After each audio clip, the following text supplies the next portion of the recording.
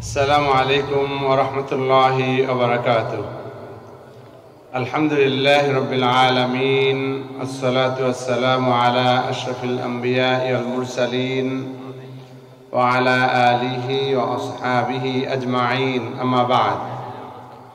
محترم হাজিরিন, মহান আল্লাহ তাআলার দরবারে অশেষ শুকর যে আল্লাহ তাআলা আজকে একটি মোবারক সময়, পবিত্র জুমার রাত শুরু হয়ে গিয়েছে।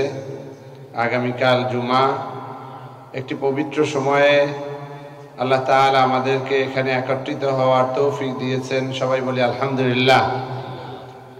আমি ধন্যবাদ জানাই যারা এখানে একটি নুরানি মাদ্রাসা কায়েম করেছেন। পবিত্র কোরআনের আলো জ্বালানোর জন্য আপনারা এভাবে ছাত্রছাত্রীদেরকে সংগ্রহ করছেন এবং বাৎসরিকভাবে তাদেরকে পুরস্কার বিতরণের উদ্যোগ নিচ্ছেন, মাহফিলের আয়োজন করছেন। আল্লাহ তাআলা তৌফিক দিয়েছেন বলেই হয়েছে। সবাই বলি আলহামদুলিল্লাহ। মুহতারাম হাজিরিন, আমি সাধারণত চ্যানেল আইয়ের একটি অনলাইন প্রোগ্রামের অংশ হিসাবে নিয়মিত আমার জুমায় পবিত্র মসজিদে হারাম এবং মসজিদে নববীর কিছু খুতবার ব্যাখ্যা দিয়ে থাকি। আর তারই একটি ব্যাখ্যা শেখ ওসামা ইবনু খাইয়াত হাফেজাহুল্লাহ, পবিত্র মসজিদে হারামের খতিব, তিনি ফজিলাতুল ইলম এই বিষয়ে একটি খুতবা দিয়েছেন। তার কিছু অংশ আমি আপনাদের সামনে তুলে ধরার চেষ্টা করব, যার মাধ্যমে আপনারা বুঝতে পারবেন যে এই দ্বীনি প্রতিষ্ঠান নুরানি মাদ্রাসা কোরআন শিক্ষার এই প্রতিষ্ঠানের কত গুরুত্ব। আল্লাহ তাআলা আমাদেরকে সহিহ বুঝ দান করুন এবং সেই অনুসারে আমল করার তৌফিক দান করুন, বলুন আমিন। সম্মানিত হাজিরিন, আমি আসলে আমাকে যেভাবে খুব বড় আকারে উপস্থাপন করা হয়েছে, ইয়াজুন্নুন নাসু বি খায়রান ওয়া ইন্নী লাশাররুন নাসি ইল্লাম তা'ফু আন্নী। ইমাম শাফি রাহিমাহুল্লাহ বলছেন যে হে আল্লাহ, মানুষেরা তো আমার ব্যাপারে ভালো ধারণা করে, কিন্তু আমি তো সবচেয়ে খারাপ মানুষ যদি তুমি আমাকে মাফ না করো। তো আমি বিশ্ববিদ্যালয়ের শিক্ষক, আমিও নানা ধরনের পাপ পঙ্কিলতার মধ্যেই ডুবে আছি এবং সেই কারণে আমি সহ সকলেরই তওবা করা উচিত। আমরা কখনোই অহংকার করব না, কারণ আল্লাহ তাআলা যদি আমাদের এই মোবারক জলসাকে কবুল না করেন, আল্লাহ তাআলা যদি আমাদেরকে তার মাহবুব বান্দা হিসাবে কবুল না করেন, শুধুমাত্র আমলের দ্বারা আমরা জান্নাতি হতে পারবো না। তো সেজন্য আমি অনুরোধ জানাবো, আমরা খালেস তওবা করে, খালেস নিয়াত করে তারপরে জলসা শুনি। দেখা যাবে যে একজনের সামান্য এই যে পরিবর্তন, এই পরিবর্তনের দ্বারা তার পুরো জীবন ধন্য হয়ে যেতে পারে, বলুন আমিন। আবার এমনও হতে পারে যে এই ছোট্ট অল্প কয়েকজন মানুষের সমাগম এখানে নুরানি বাতি আল্লাহ তাআলা জ্বালিয়ে দিতে পারেন, বলুন আমিন। সম্মানিত হাজিরিন, মসজিদে হারামের যে খুতবাটি আমি আপনাদের সামনে উপস্থাপন করছি, তার শুরুতেই পবিত্র মসজিদে হারামের সম্মানিত খতিব বলছেন, ইদা কানাল ইলমু লাদা কাসীরিন মিনান নাস কিওয়ামাল হায়াত ওয়া আসাসান নাহদাত ওয়া ইমাদাল হাদারাত ওয়া ওয়াসিলাতাত তাকাদ্দুম লিল আফরাদ ওয়াল মুজতামাআত ফাইন্নাহু লাদা উলিল আলবাব মিন ইবাদির রহমান ফাওকা যালিকা কুল্লিহি ইয হুয়া তরিকুন ইউসাহহিলুল্লাহু বিহি দুখুলাল জান্নাহ দারাস সালাম ওয়াল খুতওয়াতি ফিহা বিন নাঈমিল মুকিম আল্লাযী লা ইয়ানফাদ ওয়া লা ইয়াবিদ। এখানে আমরা অনেকেই সাধারণ মানুষ আরবি বুঝবেন না, যারা উলামায়ে কেরাম তারা অলরেডি কিছুটা বুঝে ফেলেছেন। আমি আপনাদের সামনে শুধু আরবি বলেই ক্ষান্ত হচ্ছি না, আমি ব্যাখ্যা দিচ্ছি। তিনি বলছেন যে ইলম, যেটাকে যদি বাংলা অনুবাদ করি জ্ঞান বিজ্ঞান চর্চার কথা যদি বলি, তাহলে এই জ্ঞান বিজ্ঞান পৃথিবীর অনেক মানুষের কাছে কি এটা হচ্ছে সমাজে প্রতিষ্ঠিত হওয়া, নিজের জীবনকে সুপ্রতিষ্ঠিত করার একটি মাধ্যম, এবং যে কোনো সভ্যতা পরিবর্তন বিপ্লবের জন্য এটা একটা ভিত্তি, এবং সমস্ত অগ্রগতি উন্নতির জন্য সামাজিক উন্নতি, ব্যক্তিগত উন্নতি, সমস্ত কিছুর ওসিলাতে তাকাদ্দুম, অগ্রসর হওয়ার একটা পদ্ধতি, পন্থা, ওসিলা। কিন্তু এটা হচ্ছে অধিকাংশ মানুষের কাছে। কিন্তু যারা প্রকৃত জ্ঞানী, যারা গভীর জ্ঞানী, তাদের কাছে এটা ভিন্ন কিছু। কি সেই ভিন্ন কিছু? তিনি বলছেন ফাওকা যালিকা কুল্লিহি, এই যে অগ্রগতির কথা বলছেন, সভ্যতার কথা বলছেন, তারপরে জীবনে নানা ধরনের উন্নয়নের কথা বলছেন, এগুলো সবার চেয়ে ঊর্ধ্বের একটা বিষয় হচ্ছে ইলম। কি সেই বিষয়? তিনি বলছেন ইয হুয়া তরিকুন ইউসাহিলুল্লাহু বিহি দুখুলাল জান্নাহ। যারা উলুল আলবাব, যারা গভীর জ্ঞানের অধিকারী, যারা প্রকৃতই সত্য জ্ঞানের অধিকারী, তাদের কাছে এই যে দুনিয়ার সভ্যতার কথা বলছি, উন্নতি অগ্রগতির কথা বলছি, এর চেয়েও, সবগুলোর চেয়েও বড় একটি বিষয়ের মাধ্যম, আর সেটা হচ্ছে তরিকুন ইউসাহিলুল্লাহু বিহি দুখুলাল জান্নাহ। এটা একটা পথ, এটা একটা মাধ্যম, যার মাধ্যমে আল্লাহ তাআলা বান্দাদেরকে জান্নাতে প্রবেশ করার পথকে সহজ করে দেন। বলেন সুবহানাল্লাহ। তাহলে জান্নাতে যাওয়াটাই তো আসল বিষয়। বাল তুসিরুনাল হায়াতাদ দুনিয়া ওয়াল আখিরাতু খায়রুন ওয়া আবকা। আল্লাহ স্পষ্টভাবে বলছেন, তোমরা তো দুনিয়ার জীবনকে প্রাধান্য দিচ্ছ, কিন্তু জেনে নাও আখিরাতই হচ্ছে সবচেয়ে উত্তম এবং সবচেয়ে চিরস্থায়ী, যা কখনোই নষ্ট হবে না। আবকা, একদমই চিরস্থায়ী, কখনোই আর এটা লয় প্রাপ্ত হবে না। ও আমার বন্ধুরা, ও আমার পর্দার আড়ালের মা বোনেরা, তাহলে আজকে আমরা যেটা পাচ্ছি, এই যে দ্বীনি ইলমের চর্চা যদি আমরা করি, এই দ্বীনি ইলমের দ্বারা আমরা একদিকে যেমন দুনিয়ার তাকাদ্দুম বা অগ্রগতি, উন্নতি আমরা লাভ করতে পারবো, শুধু এখানেই ক্ষান্ত থাকবো না, বরং আল্লাহ তাআলা যদি কবুল করেন, আল্লাহ তাআলা যদি দয়া করেন, আল্লাহ তাআলা যদি আমাদেরকে আলেম হিসেবে কবুল করেন, তাহলে এর দ্বারা আল্লাহ তাআলা আমাদেরকে জান্নাতে যাওয়ার পথকে সহজ করে দিবেন। বলেন সুবহানাল্লাহ। মুহতারাম হাজিরিন, মসজিদে হারামের খুতবাগুলো পবিত্র কোরআন এবং হাদিসের দলিল ছাড়া হয় না। সবগুলো খুতবাই তারা একের পর এক দলিল দিয়ে তারপর কথা বলেন। এইমাত্রই যেই কথাটি বলেছেন, সেটা এবার মসজিদে হারামের সম্মানিত খতিব পবিত্র হাদিস শরীফ থেকে দলিল দিয়ে বলছেন।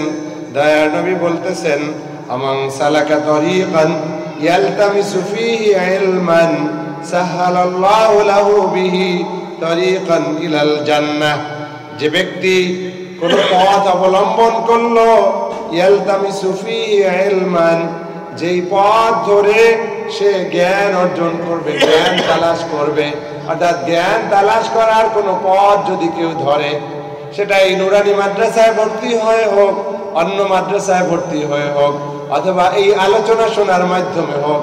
আমরা যারা এখন এই আলোচনায় বসতেছি, 10টা হাদিস বলা হোক, 5টা হাদিস বলা হোক, আমরা এই 10টা বা 5টা হাদিসের জ্ঞান আমরা লাভ করব কিনা বলেন? কি আমরা জ্ঞান লাভ করবো ইনশাআল্লাহ? তাহলে আমরা এখনই আল্লাহর কাছে বলবো, আল্লাহ তোমার মাহবুব, তোমার হাবিব বলেছেন, যারা জ্ঞান অর্জনের জন্য কোনো পথ অবলম্বন করে, তাদের জন্য আল্লাহ আপনি জান্নাতের পথকে সহজ করে দিবেন। তাহলে আমরাও জ্ঞান অর্জনের জন্য আজকে এই মজলিসে শরীক হয়েছি। মাহবুব, তুমি আমাদের জন্য জান্নাতে যাওয়ার পথকে সহজ করে দাও। বলেন আমিন। আল্লাহুম্মা সাহিল লানা তরিকান ইলাল জান্নাহ। হে আল্লাহ, আপনি আমাদেরকে জান্নাতে যাওয়ার পথকে সহজ করে দিন। বলুন আমিন। দয়ার নবী কি বলেছেন আবারও মনে করিয়ে দিচ্ছি, যাতে করে কখনোই আপনারা ভুলে না যান।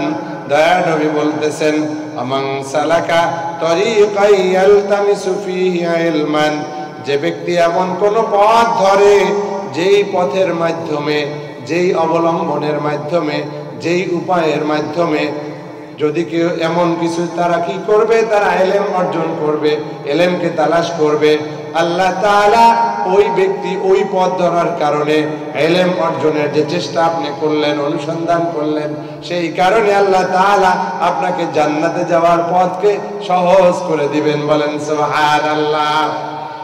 ও আমার বন্ধুরা, আপনার সংখ্যায় কম হতে পারেন, আপনার এই প্রত্যন্ত অঞ্চলের সাধারণ কিছু মানুষ হতে পারেন, কিন্তু আমার যখন দিনের বুঝ এসেছে, আমার কাছে প্রেসিডেন্টের চেয়েও একজন জান্নাতি মানুষের দাম অনেক বেশি। অতএব আপনি কখনো নিজেকে রিকশাওয়ালা মনে করে, অথবা দোকানদার মনে করে, অথবা সাধারণ কৃষক মনে করে নিজেকে ছোট ভাববেন না, ছোট ভাববেন না, কিন্তু অহংকারও করবেন না, ছোট ভাববেন না। এর অর্থ হচ্ছে এই যে আপনি যেহেতু 5 ওয়াক্ত নামাজ আদায় করেন, যেহেতু আপনি আল্লাহর পথে চলেন, দ্বীনি ইলম শেখার জন্য চেষ্টা করেন, আপনি যতই দুর্বল থাকেন না কেন, যতই মূর্খ মানুষ হন না কেন, যতই সাধারণ মানুষ হন না কেন, হাজার কোটি টাকার মালিক, কোন দেশের রাজা, বাদশাহ, প্রধানমন্ত্রী হোক, প্রেসিডেন্ট হোক, জাতিসংঘের মহাসচিব হোক, সে যদি ঈমান হারা হয়, আমল হারা হয়, জেনে নেন, জেনে নেন, জেনে নেন, তাহলে আপনার দাম ওই প্রেসিডেন্টের চেয়ে লক্ষ কোটি গুণ বেশি। বলেন সুবহানাল্লাহ। একটু আগে উপস্থাপক আমাদেরকে বলে দিয়েছিলেন এই বিষয়টি, যে আপনারা দ্বীনি ইলম যদি শিক্ষা অর্জন, দ্বীনির পথে যদি চলতে পারেন, এটাই আপনার বড় সম্পদ। আমার বন্ধুরা, অতএব আপনারা যে যেখানে আছেন, যে অবস্থায় আছেন, এই আওয়াজ যদি আপনার কানে যায়, এখন থেকেই নিয়াত করবেন, যেখানে ইলমের মজলিস হবে, যেখানে ইলম চর্চার জন্য আপনাকে দাওয়াত দেওয়া হবে, হোক সেটা মাদ্রাসায় সন্তানকে পাঠানোর জন্য, হোক সেটা আপনার অন্য কোনো বৈঠক, হোক সেটা কোনো তালিমি জলসা, হোক অন্য কোনো উপায়, আমরা নিয়াত করব, ও মাবুদ, আমরা তোমার দ্বীনের জ্ঞান অর্জন করব, যাতে করে তুমি দয়া করে, মায়া করে আমাদেরকে জান্নাতের পথের দিকে দেখে এগিয়ে নিয়ে যাও। বলেন আমিন। রাজি আছি ইনশাআল্লাহ। যেখানেই আমরা খাঁটি ইলম, দ্বীনি ইলমের কথা শুনবো, আমরা যাওয়ার চেষ্টা করব। আল্লাহ তাআলা আমাদের তৌফিক দান করুন। বলুন আমিন। তাহলে আমরা একটি হাদিস শুনলাম, একটা হাদিস শোনা হয়ে গেল না? তাহলে এই হাদিসের ইলম আপনাদের হয়ে গেছে, এই হাদিসের ইলম আপনাদের হয়ে গেছে, আলহামদুলিল্লাহ, আলহামদুলিল্লাহ। অতএব এই হাদিসটা ভোলা যাবে না। যেখানেই আমরা দাওয়াত পাবো কোন ইলমের বিষয়ে, দ্বীনি ইলমের কথা, দ্বীনি ইলমের জলসা, দ্বীনি ইলমের মাহফিল, আপনি যদি আগ্রহী হন যে আমিও কিছু কামাই করে নিয়ে আসি, আমিও শুনে আসি, আমিও একটুখানি এই বিষয়টা শিখে ফেলি, তাহলে আল্লাহ তাআলার পক্ষ থেকে দয়ার নবী ঘোষণা দিচ্ছেন যে আল্লাহ তাআলা আপনার ওই ইলমি পথ অনুসরণ করার কারণে জান্নাতি পথকে সহজ করে দিবেন। সুবহানাল্লাহ। অর্থাৎ ভোলা যাবে না। নামাজে পিছনে থাকবো না, আগে ভাগে গিয়ে হাজির হব। খুতবা শোনার জন্য, আলোচনা শোনার জন্য আগে ভাগে এসে হাজির হয়ে যাব, যাতে করে কিছুটাও যদি আমার ফায়দা হয়, তাহলে যেন আমি ওই ফায়দার দ্বারা জান্নাতের দিকে এগিয়ে যেতে পারি। আল্লাহ তাআলা তৌফিক দিন। বলুন আমিন। আমি একটা কবিতা না, এমনি একটা লাইন এভাবে বানিয়েছি, আল্লাহ তাআলাকে যে যত বেশি, যত তাড়াতাড়ি চিনতে পারবে, সে তত তাড়াতাড়ি তত বেশি ফায়দা পাবে। আল্লাহ তাআলাকে যে যত বেশি এবং যত তাড়াতাড়ি চিনতে পারবে, সে তত তাড়াতাড়ি তত বেশি ফায়দা পাবে।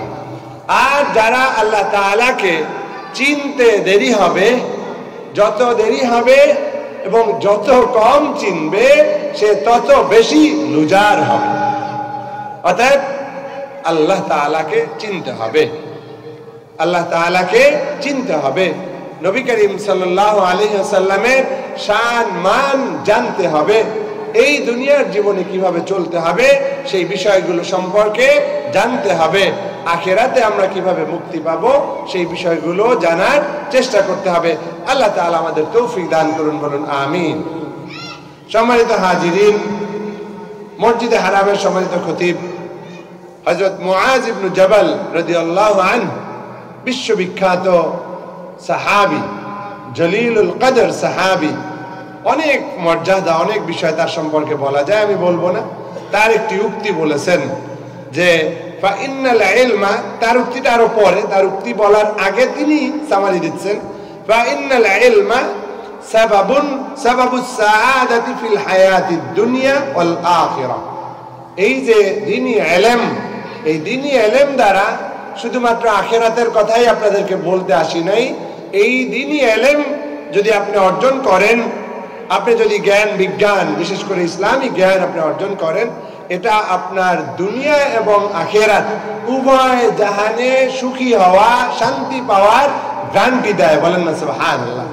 সবাব, উসিলা, কারণ আপনি যদি দ্বীনি ইলমকে শুদ্ধভাবে না শেখেন তাহলে দুনিয়ায়ও শান্তি নাই, আখিরাতেও শান্তি নাই। অতএব দ্বীনি ইলম ছাড়া দুনিয়ায়ও শান্তি পাওয়া যাবে না, আখিরাতেও শান্তি পাওয়া যাবে না। এটা হচ্ছে ভূমিকা স্বরূপ। এবার মুআয ইবনে জাবাল রাদিয়াল্লাহু আনহু কি বলেছেন?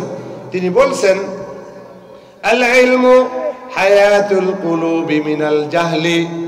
ইলম হচ্ছে আপনি যে নানা ধরনের মূর্খতা, নানা ধরনের অজ্ঞানতার যে অন্ধকারের মধ্যে আপনি আছেন, এই অজ্ঞানতা থেকে, এই মূর্খতা থেকে আপনাকে জীবন দান করবে। অন্তরের মধ্যে নবজীবন আপনি লাভ করতে পারবেন।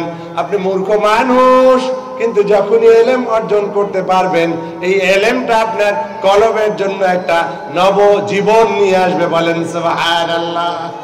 ফাইন্নাল ইলমা হায়াতুল কুলুব মিনাল জাহলি। অন্ধকারের, অজ্ঞানতার অন্ধকার, মূর্খতার অন্ধকার থেকে বাঁচার জন্য এই ইলমটা হচ্ছে আপনার অন্তরের জন্য একটা জীবন। বলেন সুবহানাল্লাহ। অর্থাৎ পুনর্জীবনী শক্তি, জীবনী শক্তি আপনি লাভ করবেন। আপনার অন্তরটা আর মরা অন্তর থাকবে না, আপনার অন্তরটা জীবন লাভ করবে। বলেন সুবহানাল্লাহ। আমাসাবিউল আবসারি মিনাজ জুলাম। বিভিন্ন ধরনের যে অন্ধকার রয়েছে, সেই অন্ধকারের সময় এগুলো হচ্ছে বাতি, বাতি, বাতি। কিসের বাতি? মাসাবিহুল আবসার, চোখের জন্য আপনার বাতি। আপনি যদি চোখ ভালো থাকে, কিন্তু রাস্তায় যদি অন্ধকার হয়, আপনি শুধু চোখ দিয়ে এই রাস্তা চলতে পারবেন না। একদিকে চোখ লাগবে আর একদিকে আলো লাগবে। এবার এই মুআয ইবনে জাবাল রাদিয়াল্লাহু আনহু বলতেছেন, ইলম হচ্ছে, এটা হচ্ছে মাসাবিহ, বাতি, বাতি, অনেকগুলো বাতি। যত ইলম তত বাতি। যত ইলম আপনি অর্জন করতে পারবেন, তত বেশি বাতি আপনি পাবেন, তত বেশি আলো আপনি পাবেন। আর এই আলোর দ্বারা আপনার চোখ সঠিক পথটি দেখতে পারবে, সরল সঠিক পথ দেখতে পেরে সেই দিকে অগ্রসর হবে। বলেন সুবহানাল্লাহ। ইয়াবলুগুল আবদু বিল ইলমি মানাজিলাল আখিয়ার।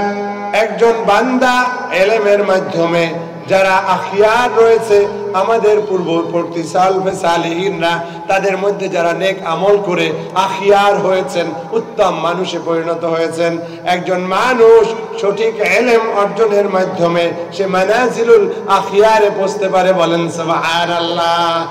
আউলিয়া কেরাম বলি, সালফে সালিহিনদের মধ্যে অনেকেই যারা বিভিন্ন পর্যায়ে রয়েছেন, তাদের মঞ্জিল, তাদের স্তরে আমরাও পৌঁছতে পারবো। বলেন সুবহানাল্লাহ।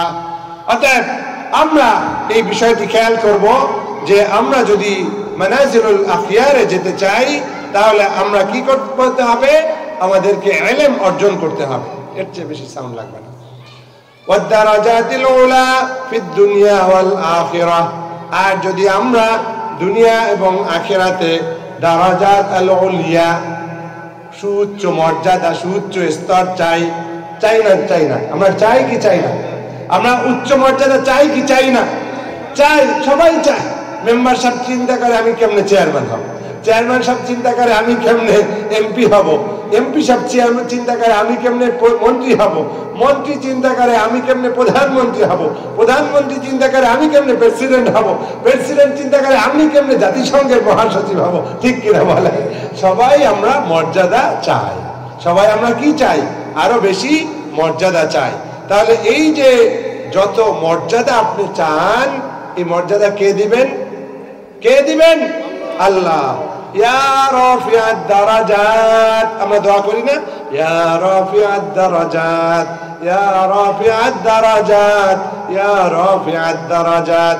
ও আমার বন্ধুরা, তুমি যদি মর্যাদা চাও, তুমি যদি আল্লাহর কাছে এই দোয়া করো যে ও আল্লাহ তুমি আমাকে দুনিয়া এবং আখিরাতে মর্যাদা বাড়িয়ে দাও, তাহলে তোমার জন্য আরেকটি পদ্ধতি, আরেকটি কৌশল হচ্ছে তুমি বেশি বেশি করে যতটুকু সম্ভব দ্বীনি ইলম অর্জন করো।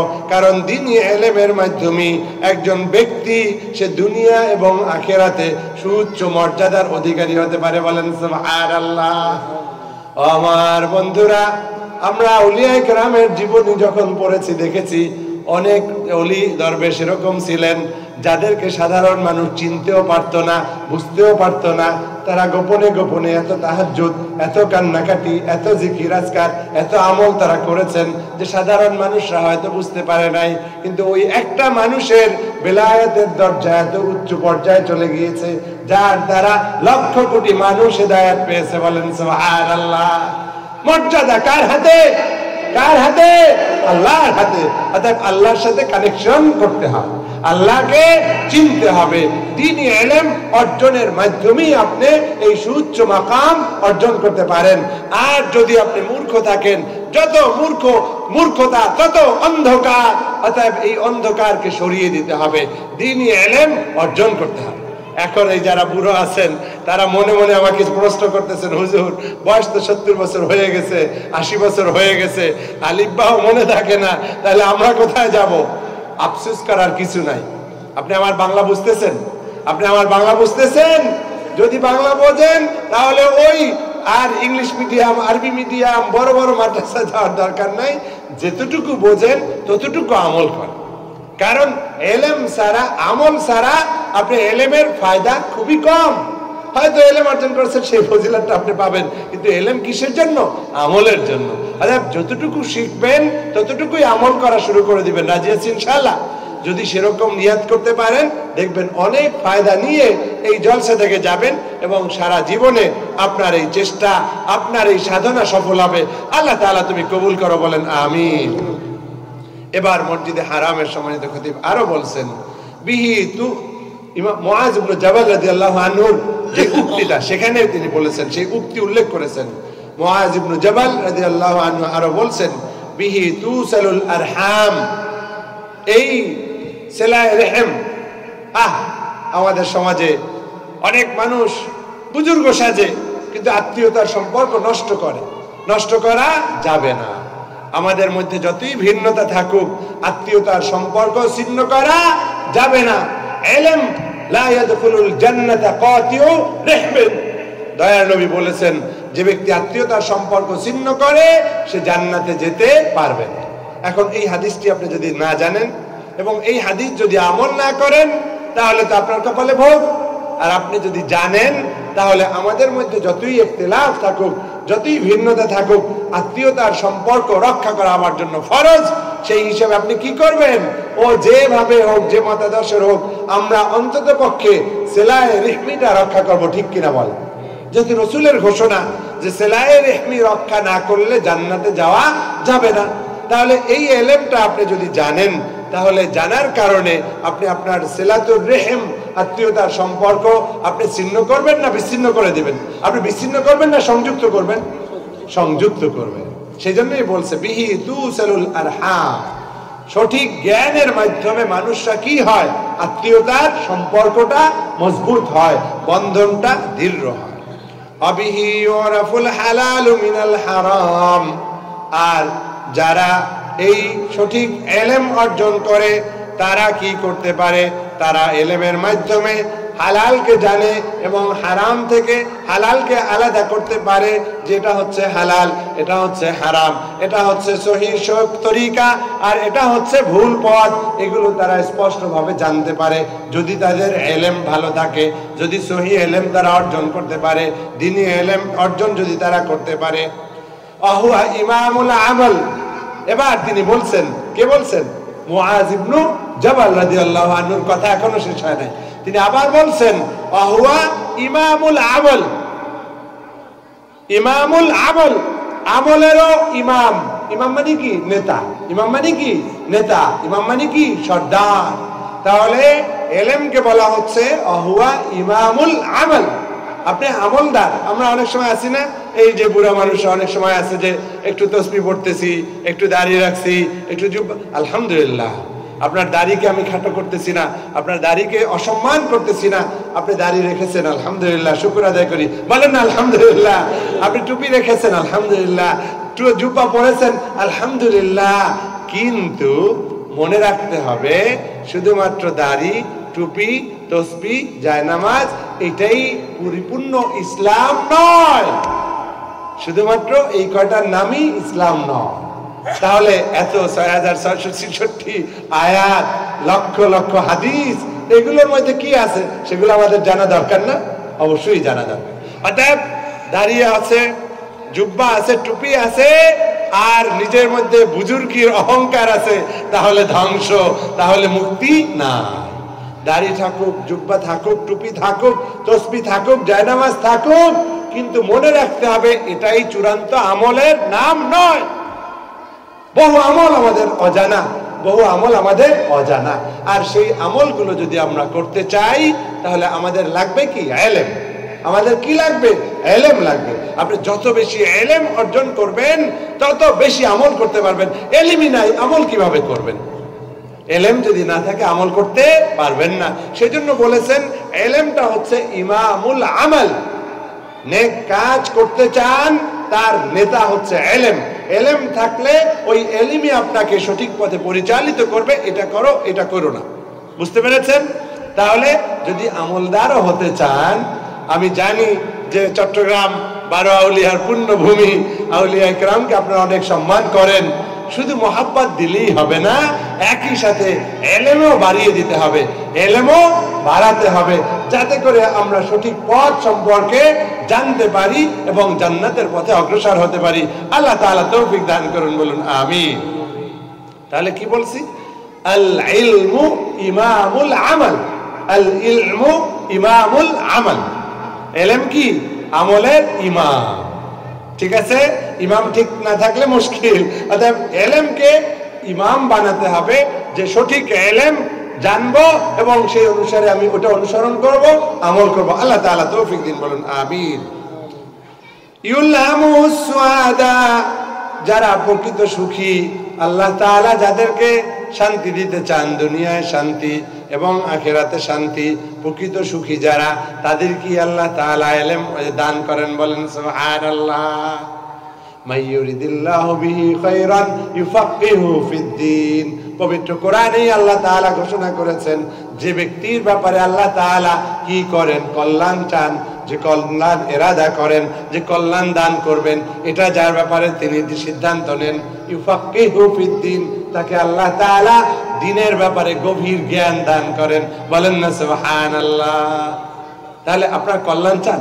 আপনারা কল্যাণ চান?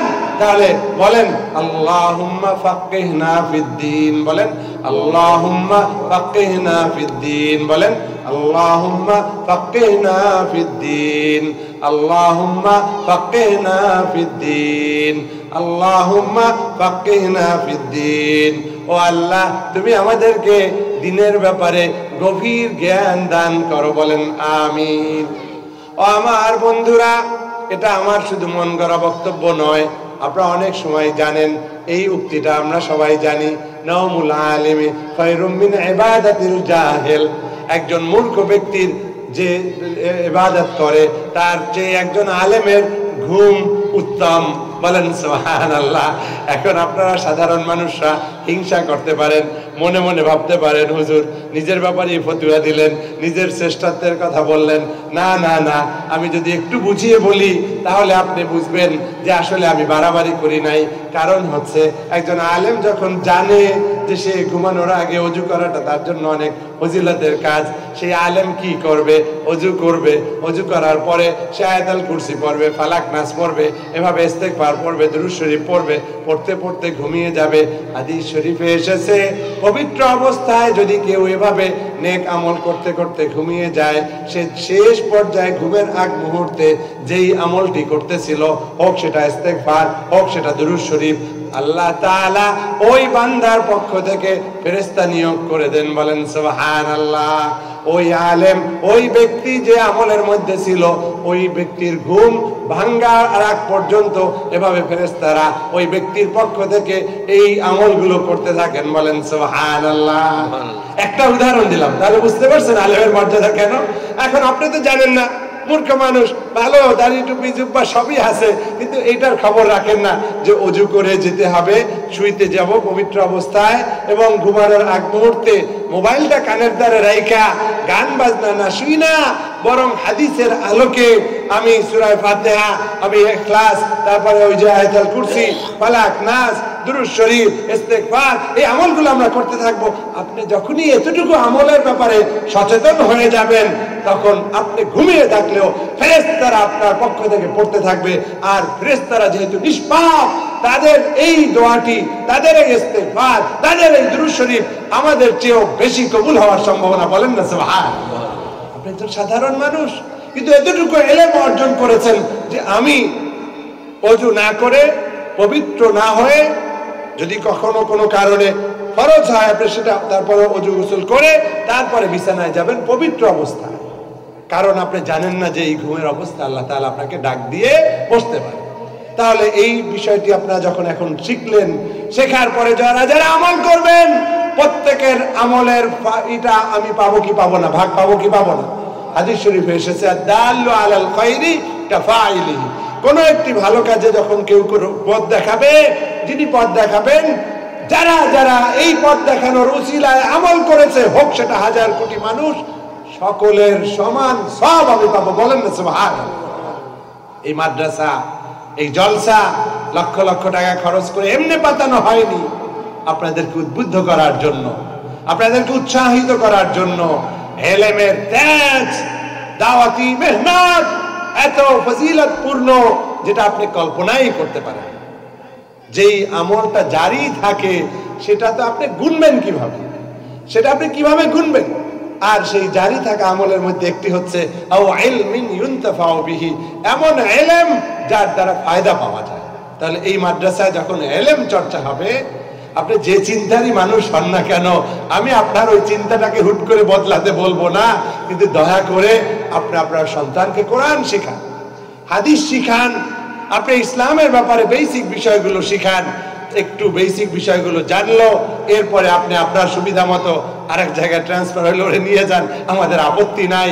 কিন্তু আপনি আপনাদের পা ধরে বলছি, হাত ধরে বলছি, আপনারা এই নেয়ামত থেকে বঞ্চিত হবেন। ইলমের তেজ এত বেশি, নেক ইলম, সহি ইলম, দ্বীনি ইলম যদি আপনারা সঠিকভাবে অর্জন নিজে করেন এবং অন্যদেরকে শিখান, যুগ যুগ ধরে আপনার ফায়দা পেতে থাকবেন। বলেন না সুবহানাল্লাহ। আর সন্তানকে যদি পাঠান, সন্তানকে পাঠানো সেটাও তো ওই যে তিনটি, কোন হাদিসে 5টি, কোন হাদিসে 60টির কথা বলা হয়েছে, যেগুলো কন্টিনিউয়াসলি এভাবে চলতে থাকবে, সবটা পাবেন। তার মধ্যে একটা হচ্ছে নেক সন্তান, আও ওয়ালাদিন সালিহিন ইয়াদউ লাহু। এখন ওয়ালাদ কিভাবে সালেহ হবে? আপনি বিবাহ করছেন, কিছু নির্দিষ্ট নিয়মের পরে বাচ্চা কাচ্চা এমনি হবে, কিন্তু এই সন্তানটাকে আল্লাহর রাস্তায় ছেড়ে দিলে হবে না। ও তো গরু না যে ওকে আপনি মাঠে ছেড়ে দিবেন ঘাস খেয়ে তারপরে আবার এভাবেই হবে। মানুষ তো আর গরুর সমান না। মানুষের অনেক বিদ্যা, বুদ্ধি, অনেক চেতনা, তার গবেষণা করার শক্তি আছে। আপনি ওর মধ্যে যদি কোরআন না ঢুকান, ওর মধ্যে যদি দ্বীনের সহি বুঝ না ঢুকান, ওর মধ্যে যদি ইসলামী বিষয়গুলো আপনি না ঢুকান, তাহলে আপনি ক্ষতিগ্রস্ত হবেন, ও ক্ষতিগ্রস্ত হবে, দুনিয়ায় ক্ষতিগ্রস্ত হবে, আখিরাতে ক্ষতিগ্রস্ত হবে। মনে থাকবে ইনশাআল্লাহ। সেই জন্য আমরা কি করব? আমরা যদি দুনিয়ায়ও ফায়দা পেতে চাই, আখিরাতেও ফায়দা পেতে চাই, তাহলে আমাদের কাজ হচ্ছে যে আমরা কি করব? চির সুখী হওয়ার জন্য আমাদের নিজেরা যেমন ইলম অর্জন করব, আর এই ছোট্ট ছোট্ট বাচ্চাদেরকেও আমরা কি করব? দ্বীনি ইলম শিখাবো, যাতে করে তারা ইসলাম সম্পর্কে জানতে পারে, শিখতে পারে, বুঝতে পারে। আল্লাহ তাআলা আমাদের তৌফিক দিন, বলুন আমিন। যদিও এই হাদিসটি হয়তো পরে আবারও আসবে, কিন্তু মনে পড়ে গিয়েছে যে প্রকৃত সুখী হতে চান তাহলে ইলম অর্জন করেন, কোরআন। খায়রুকুম মান তাআল্লামাল কুরআনা ওয়া আল্লামা।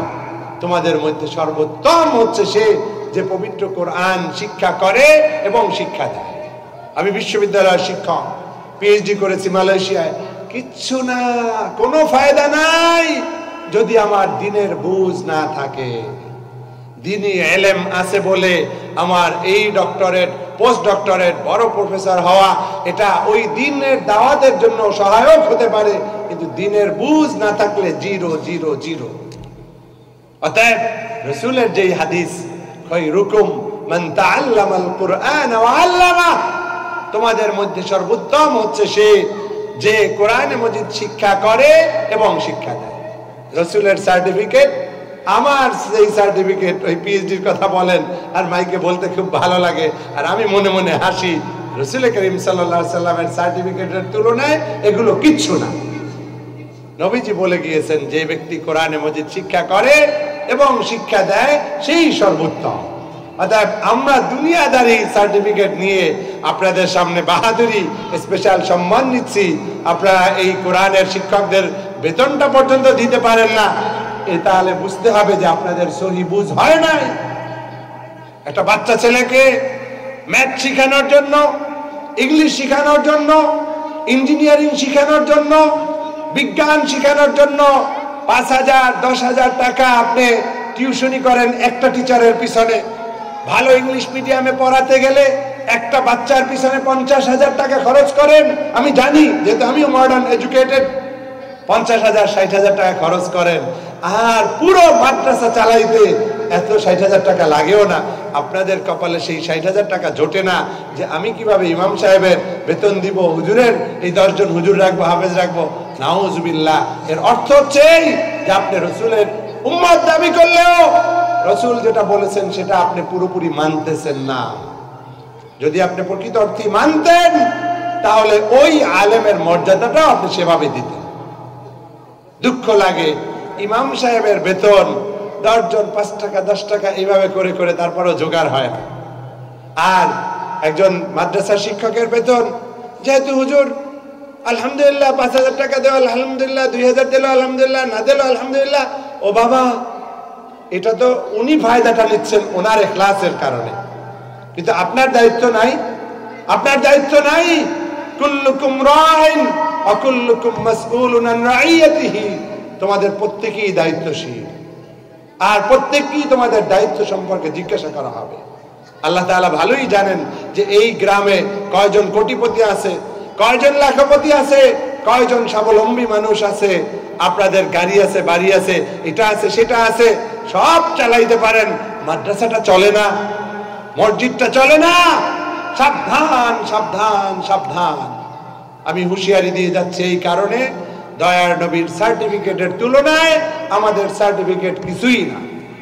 অতএব আজকে যারা আলোচনা শুনছেন, এখনই তওবা করেন, এখনই সিদ্ধান্ত নেন, যাতে করে যখন এই মাদ্রাসাটা চালু করেছেন আর যেন কিয়ামত পর্যন্ত বন্ধ না হয়। সবাই বলেন আমিন। আল্লাহ তুমি তৌফিক দাও, বলেন আমিন। আল্লাহুম্মা ওয়াফিকনা লিমা তুহিব্বু ওয়া তারদা, বলেন আল্লাহুম্মা ওয়াফিকনা লিমা তুহিব্বু ওয়া তারদা, আল্লাহুম্মা ওয়াফিকনা লিমা তুহিব্বু ওয়া তারদা। হে আল্লাহ, তুমি তৌফিক দাও যাতে তুমি খুশি হও এবং যা তুমি ভালোবাসো। ও আল্লাহ, যা তুমি ভালোবাসো এবং যাতে তুমি খুশি হয়ে যাও, আল্লাহ তুমি আমাদেরকে সেই তৌফিক দান করো, বলেন আমিন। তাহলে কি বলছিলাম? বলছিলাম যে যদি সুখী হতে চান তাহলে কি লাগবে? দ্বীনি ইলম লাগবে। মনে থাকবে ইনশাআল্লাহ। আমি সুর দিয়ে ওয়াজ করতে পারি না, এই জন্য আপনারা যদি বিরক্ত হন মাফ করে দিন, কারণ আমি তো বিশ্ববিদ্যালয়ের শিক্ষক। আমি ওই হালকা পাতলা ভাঙ্গা বা চূড়া ভাষায় বলবো, মনোযোগ দিয়ে শুনবেন, ইনশাআল্লাহ ফায়দা পাবেন, ইনশাআল্লাহ ফায়দা পাবেন। আমি সুর দিয়ে মাথায় রাখতে পারবো না, মাফ করবেন। তাহলে আমরা যেটা বুঝলাম যে দ্বীনি ইলম যদি আমরা অর্জন করতে পারি তাহলে কি হওয়া যাবে? সুখী হওয়া যাবে। কোথায় সুখী? দুনিয়ায় সুখী, আখিরাতেও সুখী। যেটা বলবো কোরআন হাদিসের আলোকেই বলতেছি, অর্থাৎ গেঁথে নেবেন, মজবুত ভাবে এটাকে গেঁথে নেবেন এবং আমল করবেন। আল্লাহ তাআলা তৌফিক দান করুন, বলুন আমিন। মসজিদে হারামের সম্মানিত খতিব তার আলোচনার মধ্যে এবার পবিত্র কোরআনের একটি আয়াত উল্লেখ করেছেন, যেটা আমরা সবাই জানি, সূরাতুল আলাক, তার প্রথম 5 আয়াত, যেটা প্রথম নাজিল হয়েছিল, প্রথম ওহী হিসাবে মহানবীর প্রতি নাজিল হয়েছিল। আপনারা জানেন প্রথম যেই শব্দটি ছিল সেই শব্দটা কি? ইকরা। আমার সাথে একটু বলেন তো প্রথম শব্দটা কি ছিল? ইকরা, পড়ো পড়ো পড়ো, 3 বার এভাবে বলা হয়েছে। আল্লাহু আকবার। এরপরে পুরোটা যে এটা বলা হচ্ছে ইকরা বিসমি রাব্বিকাল্লাযী খালাক, পড়ো তোমার প্রভুর নামে যিনি তোমাকে সৃষ্টি করেছেন। নাউজুবিল্লাহ। আজকে আমাদের সমাজে ছোট ছোট বাচ্চাদের ঈমান হারা করার জন্য নানা ধরনের ষড়যন্ত্র চলছে, নানা ধরনের উদ্যোগ আয়োজন চলছে। সাবধান সাবধান সাবধান, সতর্ক হন। আপনার সন্তানদেরকে দ্বীনি ইলম যদি শিক্ষা না দেন, আপনিও নিজেও যত বুজুর্গি দাবি করেন, উপায় নাই উপায় নাই। এই সন্তানকে যখন জাহান্নামে পাঠানো হবে, ও বলবে আল্লাহ আমাকে একটু ফিরে দাও, একটু সুযোগ দাও, আমি আমার বাবার সাথে দেখা করব, তারপরে ফিরে যাব। আর সে ফিরে যেতে চাবে না, বাবাকে জড়াই ধরবে আর আল্লাহর কাছে বলবে যে আল্লাহ, এই যে বাবা আমাকে দ্বীন শিখায় নাই, বুঝ দেয় নাই, ইলম আমাকে অর্জন করার সুযোগ সে সৃষ্টি করে দেয় নাই, আমি একা যেতে পারবো না, আমি যেতে চাই না, বাবা দায়ী। বলেন নাউজুবিল্লাহ। অতএব আপনি খুব ভাবসাব নিয়ে আছেন, কোটি কোটি টাকার মালিক হইছেন, গাড়ি আছে, বাড়ি আছে, খুব ভাবছেন একটা কিছু হয়ে গেছেন। আপনার ত্রুটি শুধু নয়, এই সন্তান আপনাকে টেনে হেসড়ে জাহান্নামের দিকে নিয়ে যাবে। বলেন নাউজুবিল্লাহ। অতএব নিজে বাঁচলে হবে না, আল্লাহ যেটা বলেছেন কু আনফুসাকুম ওয়া আহলিকুম নার, নিজে বাঁচো, নিজেরা বাঁচো, নিজেদেরকে রক্ষা করো এবং তোমাদের সন্তানদেরকেও রক্ষা করো। কিসের থেকে? নারা, জাহান্নামের আগুন থেকে। জাহান্নামের আগুন থেকে নিজেরা বাঁচবো এবং সন্তানদেরকেও বাঁচাতে হবে। আল্লাহ তাআলা আমাদের তৌফিক দান করুন, বলুন আমিন। ছোট্ট বাচ্চারা তোমরা আসছো, আলহামদুলিল্লাহ, খুশি। কথা বলা যাবে না, কথা বলা যাবে না, কথা বললে দোয়া পাওয়া যাবে না। দোয়া চাও তোমরা? দোয়া চাও? দোয়া চাও? জোরে বলো জি। দোয়া চাও?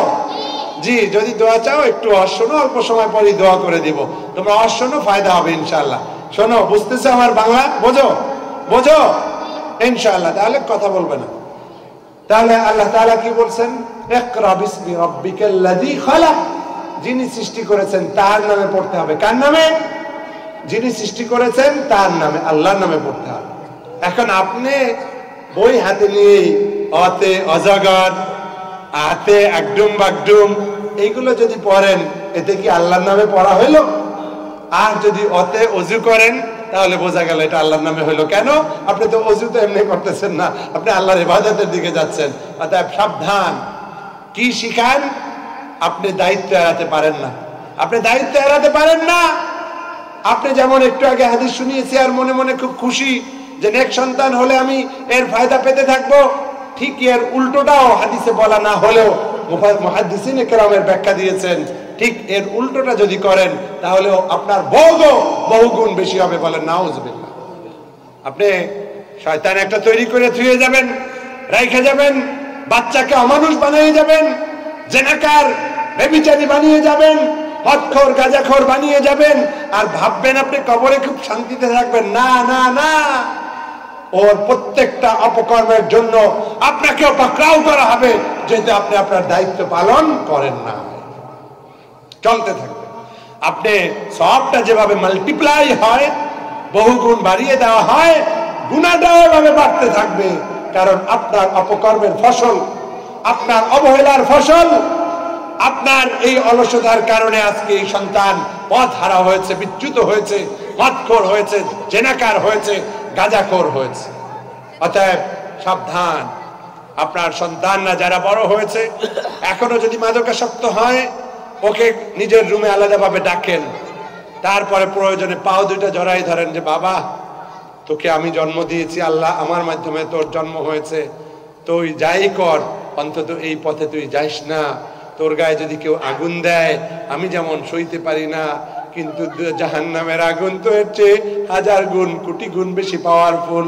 ও আমার ছেলে, ও আমার আদরের ছেলে, তুই এই খারাপ পথে চলে, খারাপ ভিডিও দেখে, মোবাইলের মধ্যে ডুবে থাইকা, পর্নোগ্রাফি দেখা, মদ গাঁজা কইরা কইরা, যে প্রেমের নামে জেনা ব্যভিচার কইরা কইরা তুই কোথায় যাস, কোথায় যাস?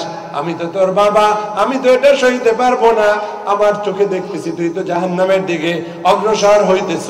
ও আমার ছেলে রে, আমি আমার চোখের সামনে তোকে জাহান্নামে জ্বলতে দিতে পারি না। আমার আর কোনো লোভ নাই, তোর থেকে টাকা চাই না, তোর থেকে আমি ধন দৌলত চাই না, কিন্তু তোকে আমি জান্নাতে পেতে চাই, তোর সাথে আমি জান্নাতে একসাথে থাকতে চাই। এটাই আমার আসল ভালোবাসা। আসল ভালোবাসা মোবাইল দিয়ে নয়, আসল ভালোবাসা এই টাকা খরচ করে বিদেশে পাঠানোর নাম নয়। আপনি যেটাই পাঠান ওকে দিন দিয়ে পাঠান, ইসলাম শিখান, কোরআন শিখান, তাহলে আপনি ওই সন্তান দ্বারা দুনিয়ায় ফায়দা পাবেন, আখিরাতেও ফায়দা পাবেন। আল্লাহ তাআলা আমাদেরকে সেই তৌফিক দান করুন, বলুন আমিন। আমিন আমিন। আল্লাহ তাআলা পবিত্র কোরআনে আরো ইরশাদ করতেছেন, আউযু বিল্লাহি মিনাশ শাইতানির রাজীম, কুল হাল ইয়াস্তাবিল্লাযীনা ইয়ালামুনা ওয়াল্লাযীনা লা ইয়ালামুন ইন্নামা ইয়াতাযাক্কারু উলুল আলবাব। হে নবী আপনি বলুন, হাল ইয়াস্তাবিল্লাযীনা ইয়ালামুনা ওয়াল্লাযীনা লা ইয়ালামুন, যারা জানে এবং যারা জানে না তারা কি কখনো এক হতে পারে? ও আমার বন্ধুরা, এই কথাটা আল্লাহ ভালো জানেন, নবীও ভালো জানেন, কিন্তু তারপরেও উম্মতকে শিক্ষা দেওয়ার জন্য, পুরো বিশ্ববাসীকে শিক্ষা দেওয়ার জন্য এই প্রশ্ন রাখা হয়েছে। অর্থাৎ এই প্রশ্ন শুধু প্রশ্ন নয়, এই প্রশ্নের মধ্যেই জবাব লুকানো রয়েছে। শুধু জবাব নয়, বরং তাকিদওয়ালা জবাব রয়েছে। অর্থাৎ অবশ্যই অবশ্যই যারা জানে এবং যারা জানে না তারা কখনোই কশ্চিনকালেও তারা সমান হতে পারে না। যারা জানে এবং যারা জানে না তারা কশ্চিনকালেও সমান হতে পারে না। আপনি যতই ভাব দেখান, যতই পণ্ডিত মনে করেন যে আমি বিশ্ববিদ্যালয়ের শিক্ষক, আমি প্রফেসর, আমি ডক্টর, আমি ইঞ্জিনিয়ার, তুমি তো আসলে প্রকৃত আলেম হতে পারোনি, তুমি দ্বীন শেখোনি। অতএব তুমি যতই নিজে পিএইচডি অহংকার করো, দাপট দেখাও, আসলে একজন আলেমের ধারে কাছেও সমান হতে পারোনি। যারা জানে এবং যারা জানে না তারা কখনোই কশ্চিনকালেও সমান হতে পারে না। কার কথা? আল্লাহর কথা। অতএব আলেমদের সাথে আমরা বেয়াদবি করব না, আমরা আলেমদের মর্যাদা দিব, আলেমদের থেকে ইলম অর্জনের চেষ্টা করব। আল্লাহ তাআলা আমাদের তৌফিক দান করুন, বলুন আমিন। আমরা জানি যে যারা আল্লাহকে ভয় করে আল্লাহ তাআলা তাদেরকে, তাদের ব্যাপারে অনেক ফজিলতের কথা বলেছেন, কিন্তু আমাদেরকে এটাও জানতে হবে আল্লাহর ভয়ের শুধু ব্যবসা করলে হবে না। একটু আগে বলছিলাম যে লম্বা দাড়ি হয়েছে আর নিজে মুত্তাকি সাজেন, বুজুর্গ সাজেন না। আল্লাহই বলে দিচ্ছেন ইন্নামা ইয়াখশাল্লাহা মিন ইবাদিহি আল উলামা। আল্লাহু আকবার। আল্লাহ তাআলা বলছেন যে আল্লাহকে প্রকৃতপক্ষে ভয় পায় তারা যারা দ্বীনি ইলম অর্জন করে। বলেন না সুবহানাল্লাহ। আপনি মুখে মুখে যতই সাইনবোর্ড দেন, এই সাইনবোর্ড দিয়ে আল্লাহ ভীতিটা হয় না। অনেক সময় দেখা যায় দাড়িও আছে, টুপি আছে, তারপরেও ঘুষ ছাড়তে পারে না। আছে না নাই? আছে না নাই? আপনাদের সমাজে এরকম পাবেন, দাড়ি আছে, লম্বা দাড়ি, পাইকাও গেছে, এখনো ঘুষ ছাড়তে পারে না। বলেন নাউজুবিল্লাহ। আমরা দাড়িকে ছোট করতেছি না, আমরা ছোট করতেছি ঘুষকে, আমরা ছোট করতেছি তার খারাপ কাজটাকে। তাহলে বোঝা গেল যে শুধু দাড়ি টুপি রাখলি মুত্তাকি দাবি করা যায় না। আর প্রকৃত মুত্তাকি হতে হলে ইলম লাগবে, খাঁটি ইলম লাগবে, ইলমের সাথে আমল লাগবে। যদি এরকম আমলদার খাঁটি আলেম আপনি হন, তখনই আপনি প্রকৃত মুত্তাকি হতে পারবেন। বলেন সুবহানাল্লাহ। আমরা যদি মুত্তাকি হই আমরা হব সফল। আমরা যদি খাঁটি মুত্তাকি হই, ভালো আলেম হয়ে, তাহলেই আমরা জান্নাতে যেতে পারবো। বলেন না সুবহানাল্লাহ।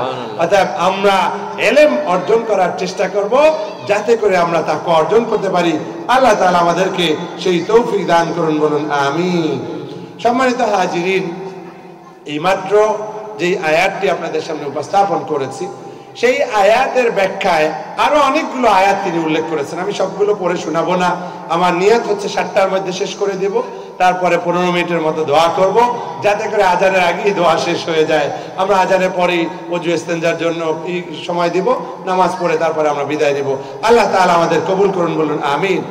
অন্যান্য আয়াতে বলা হয়েছে, যেখানে আল্লাহ তাআলা উদাহরণ দিয়েছেন যে দুটো গ্রুপ, একটা হচ্ছে অন্ধ বধির, আর একটা গ্রুপ হচ্ছে যারা চোখে দেখে, অন্ধ না, এবং তারা শোনে। তারা কি কখনো সমান হতে পারে? তাদের উদাহরণ কি কখনো সমান না? অন্য আয়াতে আল্লাহ তাআলা আবার বলছেন অনুরূপভাবে অন্ধকার এবং আলো সমান নয়, অনুরূপভাবে উষ্ণতা এবং শীতলতা সমান নয়। সবই কোরআনের আয়াত। এই আয়াতগুলো দিয়ে তিনি দেখাচ্ছেন যে ইলম এবং জাহাল, মূর্খতা এবং পাণ্ডিত্য বা জ্ঞান কখনো এক হতে পারে না, কখনো এক হতে পারে না। অর্থাৎ আপনি যদি বেশি বেশি মর্যাদা চান তাহলে আপনাকে কি করতে হবে? ইলম অর্জন করতে হবে। অন্য আয়াত তিনি উল্লেখ করেছেন যে যারা প্রকৃত জ্ঞানী তাদেরকে আল্লাহ তাআলা ফেরেশতাদের কাতারে রেখেছেন। বলেন না সুবহানাল্লাহ। সুবহানাল্লাহ। শাহিদাল্লাহু আন্নাহু লা ইলাহা ইল্লা হুয়া ওয়াল মালাইকাতু ওয়া উলুল ইলমি কাইমান বিল কিসত। এই আয়াতের মধ্যে স্পষ্টতই আল্লাহ তাআলার পরে ফেরেশতা, ফেরেশতার পরে আহলুল ইলম, উলুল ইলমের কথা বলা হচ্ছে, যাদেরকে আল্লাহ তাআলা বলছেন যে আল্লাহর ব্যাপারে তারা সঠিকভাবে সাক্ষ্য দিতে পারে। বলেন সুবহানাল্লাহ। কি সাক্ষ্য দিচ্ছে? আন্নাহু লা ইলাহা ইল্লা হুয়া, এই যে কাইমান বিল কিসত, লা ইলাহা ইল্লা হুয়াল আজিজুল হাকিম, আল্লাহ ছাড়া কোনো ইলাহ নাই, এটা আপনিও জিকির করেন। লা ইলাহা ইল্লাল্লাহ আপনিও করেন, আমিও করি। শাহজালাল, শাহ পরান, এভাবে বিশ্ববিখ্যাত ওলিয়ে কামেল যারা ছিলেন তারাও কলেমা পড়েছেন, আমরাও পড়ি। পার্থক্যটা কোন জায়গায়? আমাদের ঈমানটা দুর্বল আর তাদের ঈমান ছিল অনেক মজবুত। তাদের একদিকে খাঁটি ইলম ছিল, আমল ছিল, যার কারণে তাদের এই সাক্ষীর দ্বারা আরো লক্ষ লক্ষ মানুষ ইসলামের পথে এসেছে। আর আমরা আমলহীন, ইলমহীন হওয়ার কারণে আমাদের কলেমায় তেমন আর ধার আসে না। এই জন্য আমি কি অনুরোধ করব, আমরা শাহাদা করছি কিন্তু পবিত্র হওয়ার চেষ্টা করতে হবে ইলমের মাধ্যমে, আমলের মাধ্যমে। আল্লাহ তাআলা আমাদের তৌফিক দান করুন, বলুন আমিন। সম্মানিত হাজিরিন, একবার রাসূল করিম সাল্লাল্লাহু আলাইহি ওয়াসাল্লামের সামনে দুই ব্যক্তির কথা উল্লেখ করা হয়েছে। যুকিরা লি রাসূলিল্লাহ সাল্লাল্লাহু আলাইহি ওয়াসাল্লাম রাজুলানি আহাদুহুমা আবিদ ওয়াল আখিরু আলিম। একজন হচ্ছে কি আবেদ, ইবাদত করে, আলেম না, সাধারণ। এই যে আপনারা যেরকম সাধারণ মানুষ আবেদ, জিকির করেন, দোয়া করেন, নামাজ রোজা করেন। আরেকজন হচ্ছে আলেম। ফাকাল রাসূলুল্লাহ সাল্লাল্লাহু আলাইহি ওয়াসাল্লাম, এবার রাসূল করিম সাল্লাল্লাহু আলাইহি ওয়াসাল্লাম বললেন, ফাদলুল আলিম আলাল আবিদ কাফাদলি আলা আদনাকুম। তোমাদের মধ্যে যার মর্যাদা সর্বনিম্ন স্তরের, সাধারণ মানুষই না, শুধু কমন সাধারণ না, আদনাকুম, সবচেয়ে যার মর্যাদা কম, তার কাছে আমার মর্যাদা যেরকম, ঠিক একজন আলেমের মর্যাদা সাধারণ ইবাদতকারীর উপরে তেমন। বলেন না সুবহানাল্লাহ। রাসূলের সমান আমরা কেউ হতে পারবো? রাসূলের শান, মান, মর্যাদার সমান আমাদের পক্ষে হওয়া সম্ভব? অসম্ভব, কখনোই সম্ভব নয়।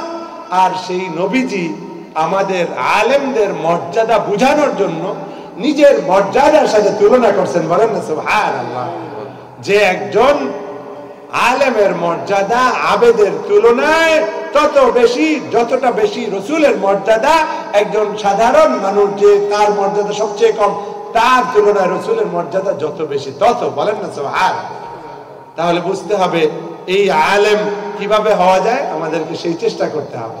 আমাদেরকে মাদ্রাসা ভর্তি করতে হবে। আর বিশ্ববিদ্যালয়ের শিক্ষক হওয়ার পরেও আপনাদেরকে মাদ্রাসায় ছাত্র পড়ানোর জন্য বলতেছি, এর দ্বারা কি কিছু ইঙ্গিত পাওয়া যায় না? আমার দুটো ছেলে হাফেজে কোরআন, তারা হাফেজ হয়েছে, তারপরে এখন মাদ্রাসায় পড়তেছে, একজন আলেমে পড়ে, একজন দাখিল পরীক্ষা দিবে। দুটো মেয়ে, বড় মেয়ে তাও 20-22 পারা হয়েছে, হাফেজা হচ্ছে, ছোট মেয়েও 4-5 পারা হচ্ছে। আমি তো জার্নালিজমের প্রফেসর হিসেবে একটু আলাদা ভাবসাব নিয়ে সবচেয়ে দামি ইংলিশ মিডিয়াম কোথায় আছে সেখানে দিতে পারতাম, কিন্তু না না না, খুঁজে ইসলামী প্রতিষ্ঠানেই আমি দিয়েছি, যাতে করে তারা হাফেজ হয়, আলেম হয়, হাফেজা হয়, আলেমা হয়। আল্লাহ তাআলা আপনাদেরকেও কবুল করুন, বলুন আমিন। কারণ আমি বিশ্ববিদ্যালয়ে গেলেও আমার মনের মধ্যে এই জজবা আছে যে আসলে এটা হচ্ছে সাময়িক, এটা হচ্ছে দুনিয়ার জীবনে চলার জন্য একটা ওসিলা মাত্র, কিন্তু আসল উদ্দেশ্য হচ্ছে আখিরাত। আল্লাহ তাআলাকে খুশি না করতে পারলে আমার এই পিএইচডি 10টা গলায় ঝুলাইলেও কোনো ফায়দা না। অতএব সাবধান। আপনারা বাচ্চাদেরকে পড়াতে চান, জেনারেল শিক্ষা দিতে চান, অসুবিধা নাই, কিন্তু দ্বীনি ইলম শিখানোর পরে, দ্বীনি ইলম শিখানোর পরে। আমাকে বাবা মা মাদ্রাসায় পাঠিয়েছিল, সেই কারণে মাদ্রাসা থেকে আলিম পাশ করে ভার্সিটিতে গিয়েছি। আল্লাহর শুকর, পৃথিবীর নানা দেশে ঘুরেছি, কিন্তু এই দাড়ি টুপি জুব্বায় আমি হাত দেই নাই, আলহামদুলিল্লাহ। ঢাকা ভার্সিটিতে পড়েছি, কত ব্যঙ্গ করেছে, কতজন নানাভাবে উপহাস করেছে। থাইল্যান্ডের মতো জায়গায় গিয়েছি, সেখানেও দিনের দাওয়াত দিয়েছি। ইন্দোনেশিয়ায় গিয়েছি, মালয়েশিয়ায়, ব্রুনাইতে, বিভিন্ন দেশে গিয়েছি, কিন্তু এই রূপ চেঞ্জ হয় না, আলহামদুলিল্লাহ। জার্মানিতে গিয়েছি, জার্মানিতে আরো খারাপ ওই তুলনায়, মানে নগ্নতা, বেহায়াপনার। সেখানে গিয়েও কিন্তু নামাজ আদায় করেছি। একটা মিডিয়া ফোরামে আমি গিয়েছিলাম, এই মিডিয়া কনফারেন্সে গিয়েছিলাম। আমি আপনাদেরকে উৎসাহ দেওয়ার জন্য বলছি যে ইসলামের বুঝ যদি আপনারা এই ছোট ছোট বাচ্চাদেরকে দিয়ে দিতে পারেন, আপনি দেখবেন যে ওই আপনাকে বলবে, বাবা বাবা ওঠো ওঠো, নামাজের রক্ত যায়, আপনার ডাকতে হবে না, ওই ছেলেই ডাকবে। বহু ফ্যামিলি এরকম আছে, বাচ্চাদেরকে মাদ্রাসায় দিয়েছে, এখন লজ্জায় আর বিড়ি খায় না, আছে না নাই? আছে না নাই? ওই ছেলেটা একটু তাকাই থাকে, একটু কেমন কেমন লাগে, একটু শরম করে, দেখ বাদ দাও, এগুলো আর সহ্য হয় না। আবার ছেলেটা হেফজে পড়ে, সুন্দর করে তেলাওয়াত করে, ওই লজ্জায় পালাই পালাইয়া নিজেও হেফজে করে, ঠিক কিনা, আছে না নাই? নিজেও পালাই পালাইয়া কোরআন শরীফ পড়া শুরু করে দেয়, বলেন আলহামদুলিল্লাহ। তাহলে আমরা সেই উদ্যোগ নেওয়ার জন্যই এখানে এসেছি। যারা এখানে এসেছেন বড় বড় ব্যবসায়ী, আমি চিনি তাদেরকে, তাদের আরো কাজ আছে। এই যে একদিন আসে নাই, এক একজনের 10,000 20,000 টাকা লস, কিন্তু তারা তো জেনে গেছে যে লস না, ওই যে 20,000 টাকা আজকে লাভ হয় নাই, দোকানটা বন্ধ করে চলে আসছে, এর চেয়ে 1000 গুণ লাভ হবে, যেহেতু আল্লাহ তাআলা এর ফজিলত মর্যাদা বহু গুণ বাড়িয়ে দিতে পারেন। যাকে যেভাবে খুশি আল্লাহ তাআলা রিজিকের ফয়সালা করে দিতে পারেন। আমাদের মধ্যে এই বুঝ আসতে হবে, আমাদের সন্তানদেরকে এই বুঝ দিতে হবে। বলেন আল্লাহ তুমি তৌফিক দাও, বলেন আমিন। বুঝাতে হয়। ওদেরকে বলছিলাম কথা বলবে না, ঠিকই দেখেন চুপ হয়ে গেছে। আর যদি না শিখাতাম তাহলে ওরা শিখতে পারতো। সেজন্য শিখাতে হবে, সেজন্য কি করতে হবে? শিখাতে হবে। আল্লাহ তাআলা আমাদের তৌফিক দিন, বলুন আমিন। হাদিসের বাকি অংশ যদি পড়ি, আমি হয়তো আবেগে কেঁদেও দিতে পারি। ইন্নাল্লাহা ওয়া মালাইকাতাহু ওয়া আহলাস সামাওয়াতি ওয়াল আরদ হাত্তান নামলাতা ফি হুজরিহা ওয়া হাত্তাল হুতা লা ইউসাল্লুনা আলা মুআল্লিমিন নাস আল খায়র। দয়ার নবী এবার বলতেছেন, ও মানুষেরা শুনে নাও, শুনে নাও, শুনে নাও। আলেমের মর্যাদা এতই বেশি যে আল্লাহ স্বয়ং তার উপর রহমত বর্ষণ করতে থাকেন। আর ফেরেশতারা এবং আসমান এবং জমিনে যারাই আছেন সবাই, যারাই আছেন সবাই, হোক যে কোনো প্রাণী, হোক যে কোনো সৃষ্টি, আসমান জমিনের মধ্যে যারাই আছেন, আহলুস সামাওয়াতি ওয়াল আরদ, ফেরেশতারা এবং আহলুস সামাওয়াতি ওয়াল আরদ হাত্তান নামলাতা ফি হুজরিহা, এই যে গর্তের মধ্যে ছোট ছোট পিপিলিকা আছে, এই পিপিলিকা গুলো এবং সমুদ্রের তলদেশে যে মাছ আছে, সেই মাছগুলো পর্যন্ত উদাহরণ দেওয়ার জন্য দয়ার নবী এটা ব্যাখ্যা করেছেন। এভাবে আসমান জমিনের মধ্যে যত সৃষ্টি আছে, শুধু মানুষ নয়, অন্য জীব জন্তু সবাই এই আলেমের জন্য কি করেন? লা ইউসাল্লুনা আলা মুআল্লিমিল নাসি আল খায়রা, যারা মানুষদেরকে ভালো কিছু শিখায় তাদের জন্য দোয়া করতে থাকে। বলেন সুবহানাল্লাহ। ও আমার বন্ধুরা, আপনারা খুঁজে পান না, হুজুরের বেতন মাত্র 5,000 টাকা, তারপরে কেমনে হুজুর হজ করতে যায়? হুজুরের বেতন 5,000 টাকা, তারপরে হুজুর কেমনে উমরা করতে যায়? হুজুরের বেতন 5,000 টাকা, তারপর হুজুর কেমনে বাড়ি করে, হুজুর কেমনে মেয়ে ছেলেদেরকে বিয়ে দেয়। ও আমার বন্ধুরা, এই দোয়া বৃথা যায় না, ফেরেশতাদের দোয়া বৃথা যায় না, সাধারণ মানুষের দোয়া বৃথা যায় না, আসমান জমিনের এই সবার দোয়া বৃথা যায় না। আপনি তো হয়তো দিতেছেন তাকে 5,000 টাকা, কিন্তু আল্লাহর রহমতে তার জীবনটা এত ধন্য হয়ে যায়, এত বরকতপূর্ণ হয়ে যায় যে আপনার টাকায় আর তার ইয়াকিন নাই, বিশ্বাস নাই, তাওয়াক্কুল নাই। সে একমাত্র আল্লাহর উপর ভরসা করে বলি এই 5,000 টাকায় রাজি হয়ে শুরু করে দেয়। আর গায়েবী মদদ এমন ভাবে আসতে থাকে, এমন বরকত পেতে থাকে যে তার জীবনটা এমন পরিপূর্ণ বরকত পেয়ে যায় যে আপনি আমার চেয়ে তার বেতন 20 গুণ 50 গুণ কম হওয়া সত্ত্বেও সে আমাদের চেয়ে সুখী। বলেন সুবহানাল্লাহ। ফেরেশতাদের দোয়া বৃথা যায় না, সাধারণ মানুষের দোয়া বৃথা যায়। অতএব আলেমদেরকে ছোট মনে করবেন না। ছোট বাচ্চাকে কোরআন হাদিস শিখালে মনে করবেন না যে ও চাকরি পাবে না। আমি বিশ্ববিদ্যালয়ে পড়ি নাই, আলেম হয়ে আমি প্যান্ট শার্ট পড়তে বাধ্য হয়েছি? আমি কি সবকিছু ত্যাগ করেছি? না, দিনের বোঝ আসার কারণে ইসলামকে আমি আঁকড়ে ধরেছি এবং সন্তানদেরকে এভাবে শিখাচ্ছি। আপনারাও আপনাদের সন্তানদেরকে আলেম না বানিয়ে স্কুলে পাঠাবেন না, কোরআন হাদিস না শিখিয়ে ওদেরকে জেনারেল শিক্ষা দিবেন না।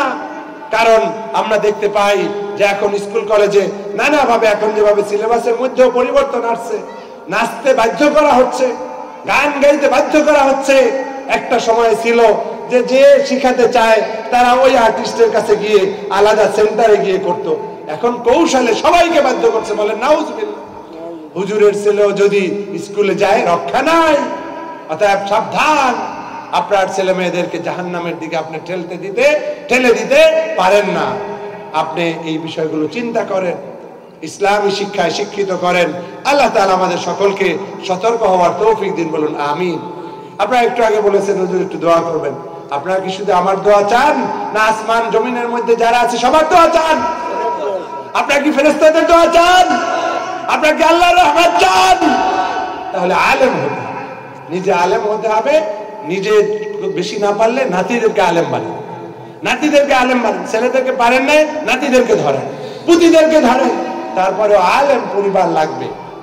কিতাবুন আনজালনাহু ইলাইকা মুবারাকুন লিয়াদাব্বারু আয়াতিহি ওয়া লিয়াতাযাক্কারা উলুল আলবাব। হে নবী, আপনাকে আমি যে কোরআন দিয়েছি এটা এমন একটা কিতাব, আনজালনাহু ইলাইকা, এই কিতাবটা যেটা আপনার কাছে নাজিল করেছি, মুবারাক, বরকতময়, বরকতময়, বরকতময়। ও আমার বন্ধু, কোরআনের আলোচনা হচ্ছে, এই মাহফিল বরকতময়। কোরআন শিখাচ্ছ, তোমার সংসার বরকতময়। কোরআন শিখাচ্ছ, এই এলাকা বরকতময়। কোরআন শিখাচ্ছ, পুরো অঞ্চল বরকতময়। এটা আমার ঘোষণা নয়, আল্লাহর ঘোষণা, আল্লাহর ঘোষণা, আল্লাহর ঘোষণা। অতএব এই মসজিদ মাদ্রাসা যখন কায়েম হয়েছে, শপথ নিতে হবে, শপথ নিতে হবে, শপথ নিতে হবে যে আমার জান যেতে পারে তবু ওই মাদ্রাসা বন্ধ হতে পারবে না, আমার জান যেতে পারে তবু ওই মসজিদ বন্ধ হতে পারে না, কোরআনের শিক্ষা বন্ধ হতে পারে না। রাজি থাকলে একটু হাত তুলে আল্লাহু আকবার বলেন। আল্লাহু আকবার, আল্লাহু আকবার, আল্লাহু আকবার। আল্লাহ তাআলা আমাদের তৌফিক দিন। বলুন আমিন। মাদ্রাসা বন্ধ হতে দেওয়া যাবে না, মসজিদ বন্ধ হতে দেওয়া যাবে না, এই জিকিরের মাহফিল বন্ধ হতে দেওয়া যাবে না। তাহলে রহমত পাওয়া যাবে না, বরকত পাওয়া যাবে না, ফেরেশতাদের দোয়া পাওয়া যাবে না। অতএব আসুন আমরা এভাবে সহিভাবে নিয়াত করি। আল্লাহ তাআলা আমাদের তৌফিক দান করুন। বলুন আমিন। দয়ার নবী অন্য হাদিসে বলেছেন, মান সালাকা তারিকান ইয়ালতামিসু ফিহি ইলমান সাহালাল্লাহু লাহু তারিকান ইলাল জান্নাহ। এটা ব্যাখ্যা আগেই দিয়েছিলাম একদম শুরুতে। যে ব্যক্তি ইলম অর্জনের জন্য কোনো পথ ধরে, আল্লাহ তাআলা ওই পথ ধরার উসিলায় তাকে জান্নাতের পথ সহজ করে দেন। এরপর দয়ার নবী আরো বলেছেন, ওয়া ইন্নাল মালাইকাতা লাতাদাউ আজনিহাতাহা লিতালিবিল ইলমি রিদান বিমা ইয়াসনা। একজন তালিবুল ইলম, সে যে এই কষ্ট সাধনা করে ইলম অর্জনের জন্য চেষ্টা করতেছে, ফেরেশতারা খুশি হয়ে যায়, সে এই চেষ্টায় খুশি হয়ে যায়। রিদান বিমা ইয়াসনা, সে যেটা করতেছে এটা খুশি হয়ে কি করে? ইয়াদাউনা আজনিহাতাহা, তাদের ডাল, এই যে কি বলে পাখা, তাদের পাখা কি করে দেয়? মেলে দেয়। বলেন না সুবহানাল্লাহ। এইভাবে মেলে ধরে, যাও তুমি এর উপর দিয়ে যাও, সুবহানাল্লাহ। ফেরেশতারা ডানা মেলে দেয়। এর অর্থ নানা অর্থ হতে পারে। একদিকে যেমন দোয়া, আর একদিকে হচ্ছে ওদের ডানার মধ্যে দিয়ে আল্লাহর রহমত বর্ষিত হতে থাকে, সুবহানাল্লাহ। ফেরেশতারা আমাদেরকে মর্যাদা দেয়। সেই মর্যাদাবান যদি আমরা হতে চাই, তাহলে আপনার সন্তানদেরকেও ইলমে দ্বীন শিখানোর ব্যবস্থা করেন। আল্লাহ তাআলা তৌফিক দান করুন। বলুন আমিন। ওয়া ইন্নাল আলিমা লা ইস্তাগফিরু লাহু মান ফিস সামাওয়াতি ওয়া মান ফিল আরদ।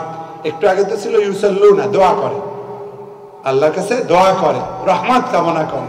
আর এখানে বলা হয়েছে একজন আলেমের জন্য আসমান এবং জমিনের সবাই মিলে ইস্তেগফার করে। আপনার আলেমদের অনেক সময় ভুল হয়ে যেতে পারে না, কিন্তু দেখেন সে ইলমি লাইনে থাকার কারণে তার গুনাহ সে একা মাপ চায় না, ফেরেশতারাও তার পক্ষ থেকে মাপ চাইতে থাকে, সবাই তার জন্য ইস্তেগফার। আল্লাহ তাকে ক্ষমা করে দাও, আল্লাহ তাকে ক্ষমা করে দাও। আল্লাহু আকবার। অতএব আপনি কি আপনি চান যে ফেরেশতারা আপনার জন্য মাগফিরাত কামনা করুন? যদি চান আলেম হন, সন্তানদেরকে আলেম বানান। আল্লাহ তাআলা তৌফিক দিন, বলুন আমিন।